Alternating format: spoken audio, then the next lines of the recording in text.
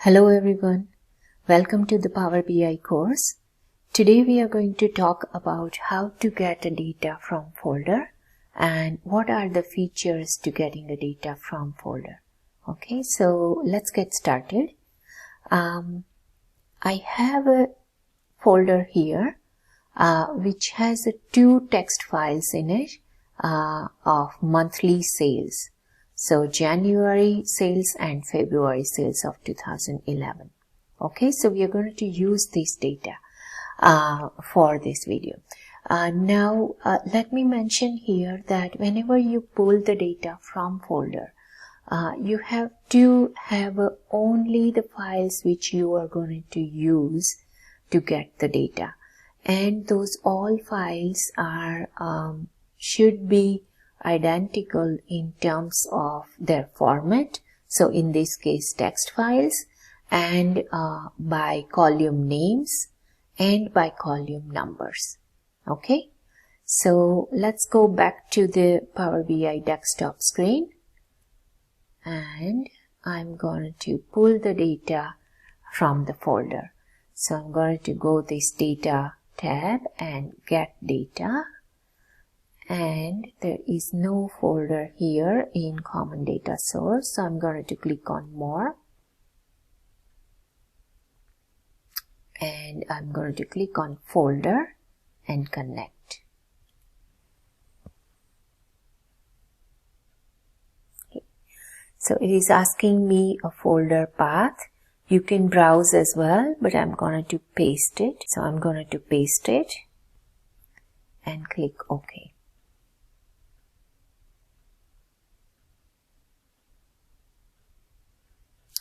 Okay, so I have two files which we talk about, sales files here, and it is asking me to either I can combine, straight away I can load in Power BI desktop, or I can transform in Power Query. For now, I'm going to click on combine. And then I have two options, combine and transform data, combine and load. I'm going to click on combine and transform data, so we can transform a data in Power Query.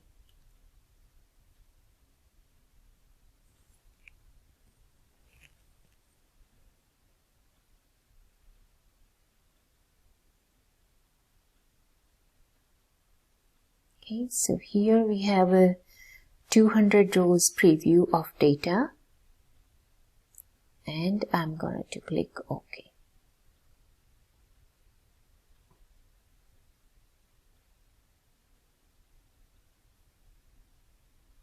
Okay, so here the data is in Power Query now, and we have the data with source.name column which has the source file name. Okay, so I can see the February source file, and then I can see the January as well. So Power Query combine both files, add this column here, and give us this data. Okay, so as we already know that we can transform the data here, so I'm going to, let's say I don't want this column, product key. We do not need any due date or shipment date. So I'm going to, on my keyboard, I'm holding control key and click here. Click ship date as well, I don't need. Customer key as well, I don't need. So we have selected 4 columns so far. Product key, due date key, ship date key, and customer key. We also do not need a promotion key. Currency key, we also don't need that. And let's see what else. We don't need this revision number as well. Sales order line number we don't need for this. And that's it. So I'm going to click now from this manage column option here, and I'm going to click on this remove columns. Okay, and I don't want this column, so whatever we selected, I'm going to remove those columns. And those columns are removed now, and you can see that here one step applied in the applied steps, removed columns. So whatever we do in Power Query is going to add a step of that action. So let's say if I don't want to do that, I did that by mistake, then I can click on this red cross and it will undo that change. Okay, and now we have 19 columns and 288 rows. Okay, let me see if we need to do anything else. Extended amount. Okay, so we also do not need this unit price discount and the discount amount. Okay, so right now we have 19 columns. I'm going to select this. Now control and select this column as well. So I'm going to remove these two columns as well. Sorry, remove manage columns and then remove columns and remove columns. Okay, so now you can see that it shows here 17 columns and 288 rows. Okay, so I do not want to do any other transformation, so I'm going to click on close and apply. Let's close and apply. Okay, so the data is loaded now, and we can see that in right hand side this data pane, we can see our data is loaded now with 17 columns. Okay, now let's create some let's have some visuals. So I'm gonna to have a multiple scorecard. Okay, and I'm going to use sales amount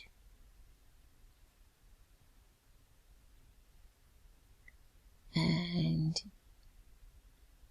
freight, so we know the freight cost, and tax amount.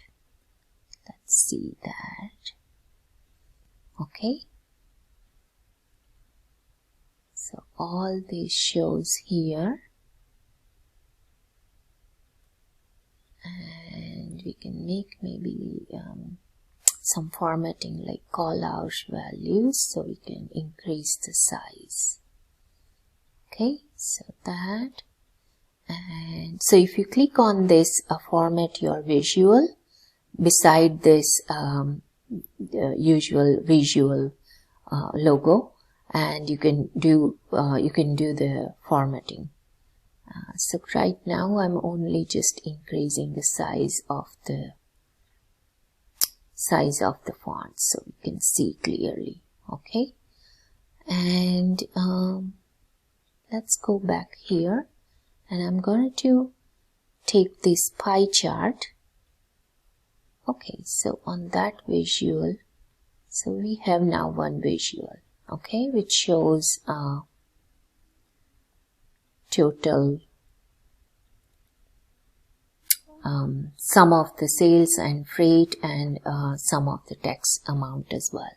Okay, so we have one visual here. Now let's take a table, and we can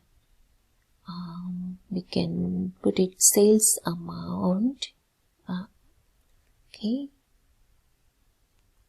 and I'm going to use a source name so we can see the sales amount by month. Yes, again we can go back to the visual, the format your visual tab here, and I'm going to increase my font size. So, okay, so we can see that. And column headers as well, I'm going to put it that as well with bigger name. Okay, so so far we have two visuals here. What we can do here, so let's take this clustered column chart, and I wanted to put it there a sales amount and product standard cost.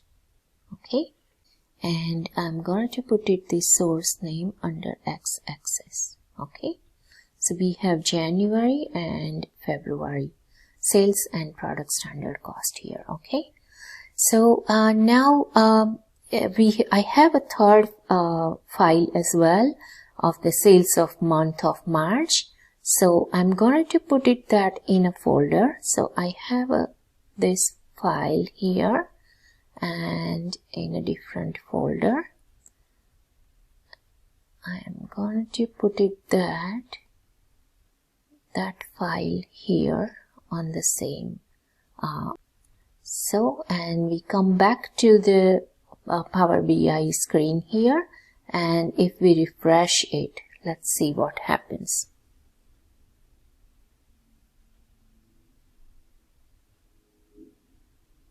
Okay, so you saw the difference. In this visual we have data from month of March, and on this visual as well we have a data from month of March, and here as well it updated. So this is an advantage of getting a data from folder. For example, if you have a report, weekly report, and you update that report every week with the fresh data, in that case then just create the report and you just keep adding weekly fresh data file in that folder and just refresh it. So you do not need to do all that transformation which we did in Power Query, and all your report visuals will be updated as well at one click. So that is all in this video, guys. If you like the content of the video, then please like, share, comment and subscribe my channel. And I will see you in the next video. Thank you.